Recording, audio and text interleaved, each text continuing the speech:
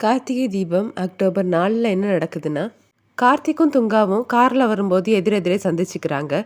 அந்த கீதாவ என்கிட்ட ஒப்படைச்சிட்டேன்னா, உன் பொண்டாட்டி சேஃபா உன்கிட்ட வந்து சேர்ந்துருவா.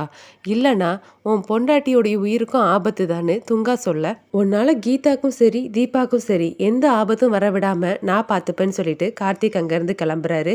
கார்த்திக் சபா மேனேஜருக்கு கால் பண்ணி, யாராவது என்ன தேடி அங்க வந்தாங்களான்னு கேட்கும்போது, அவர் துங்காவ பத்தியும், சக்திய பத்தியும் சொல்றாரு.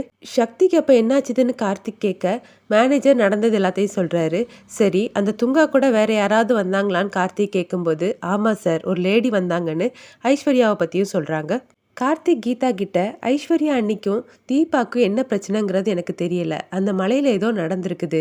அதை கண்டுபிடிக்கணும்னா தீபாவா நீங்க வேஷம் போடணும்னு கேட்குறாரு. என்ன சார் சொல்றீங்கன்னு கீதா கேட்கும்போது, ஆமா கீதா, அந்த மலையில என்ன நடந்துச்சுன்னு ரியா, ரம்யா, ஐஸ்வர்யா அண்ணி, தீபா இவங்க 4 பேருக்கு தான் தெரியும்.